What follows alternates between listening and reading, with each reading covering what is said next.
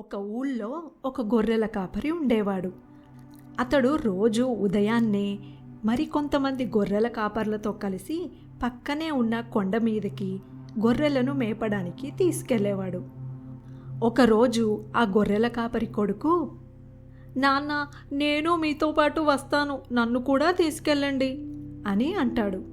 అప్పుడు గొర్రెల కాపరి, వద్దు బాబు, అక్కడ ఏమీ ఉండదు, నీతో ఆడుకోవడానికి కూడా ఎవ్వరూ ఉండరు, సాయంత్రం వరకు ఉండాలంటే నీకు విసుగు వస్తుంది అని అంటాడు. అయినా ఆ అబ్బాయి ఒప్పుకోడు.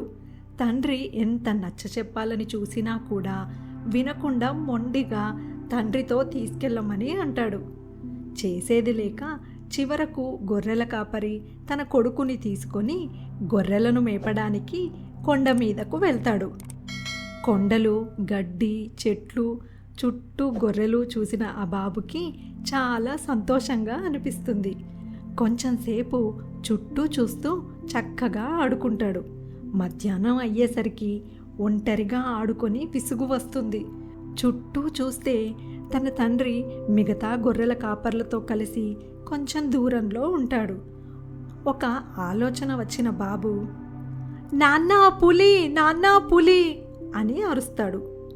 గొర్రెల కాపర్లు కర్రలు తీసుకొని పరిగెత్తుకుని వస్తారు.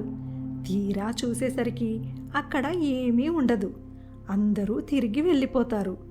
వారిని ఆట పట్టించడం బాబుకి చాలా సరదాగా అనిపిస్తుంది. కాసేపటికి మళ్ళీ నాన్నా పులి, నాన్నా పులి అని అరుస్తాడు. గొర్రెల కాపర్లు అందరూ మళ్ళీ పరిగెత్తుకుంటూ వస్తారు. వారిని చూసిన బాబు గట్టిగా నవ్వుతాడు.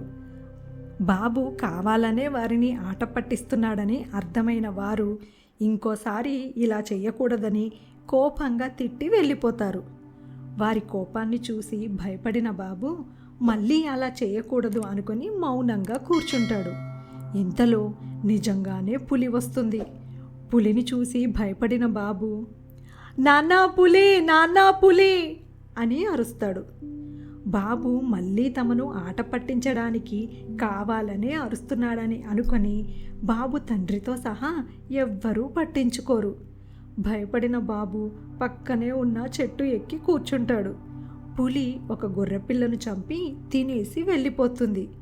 సాయంత్రం అయ్యాక గొర్రెల కాపరి బాబు కోసం చూడగా బాబు చెట్టు మీద ఉంటాడు. చెట్టెందుకు ఎక్కావు బాబు అని తండ్రి అడుగగా అప్పుడు బాబు జరిగినదంతా వివరిస్తాడు. పులి గొర్రెను చంపిన ఆనవాళ్ళు కూడా చూపిస్తాడు.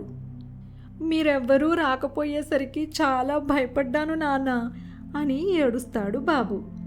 అప్పుడు గొర్రెల కాపరి, అమ్మో, ఎంత ప్రమాదం తప్పింది, నువ్వు 2 సార్లు అబద్ధం చెప్పేసరికి 3వ సారి కూడా అబద్ధమే అనుకొని నీ మాట ఎవ్వరూ నమ్మలేదు నాన్న, అందుకే ఎప్పుడూ అబద్ధాలు చెప్పకూడదు అని అంటాడు తండ్రి. అర్థమయ్యింది నాన్న, ఇంకెప్పుడూ అబద్ధాలు చెప్పను అని అంటాడు బాబు. అందుకే మనం ఎప్పుడూ అబద్ధాలు చెబుతూ ఎప్పుడైనా ఒకసారి నిజం చెప్పినా ఆ నిజానికి విలువ అనేది ఉండదు.